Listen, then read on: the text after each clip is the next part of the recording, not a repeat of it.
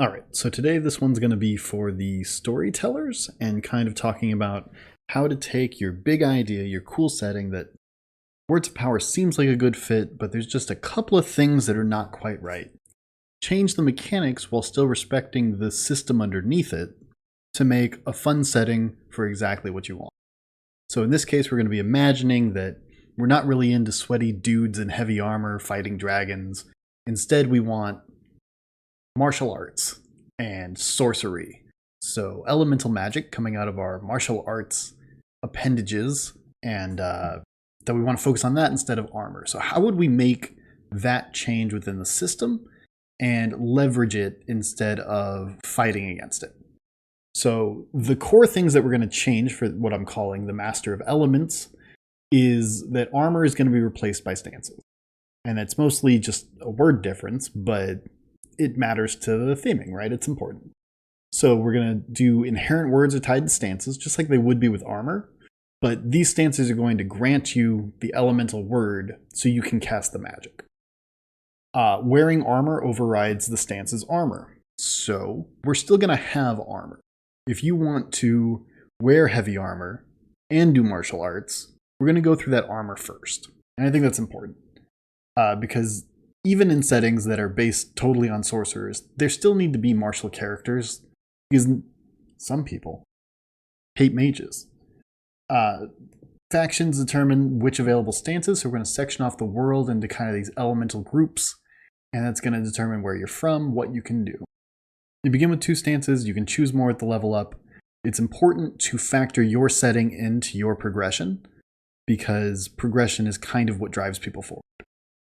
So elemental stances grant their word while you're in that stance, and not when you're not in that stance. That means to do cool martial arts sorcery, you're going to have to go into that stance, cast the spell, and not get knocked out of it after. So, if we look at our factions, we've just done examples here. These are not particularly balanced because I'm not running a game based on martial arts sorcery.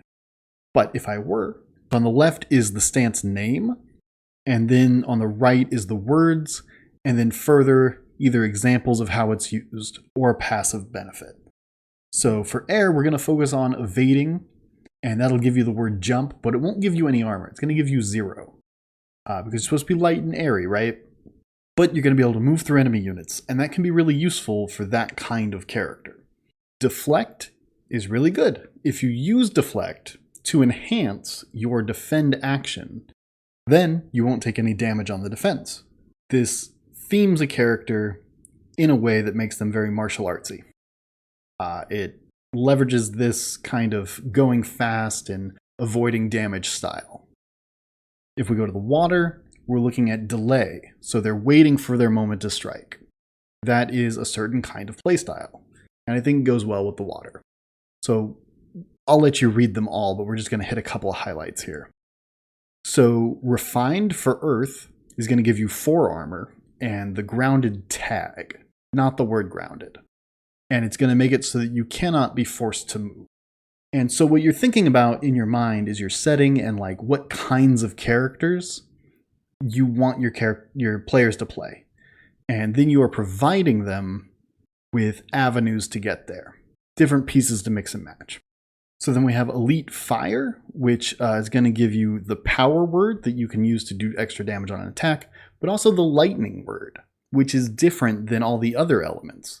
This is actually giving you a new element, but it would only be accessible to like the richest, most wealthy and well-connected fire sorcerers, right? So then we're going down to weapons, and it's important to at least provide a couple of example weapons, even if you keep like that default size chart for most of them.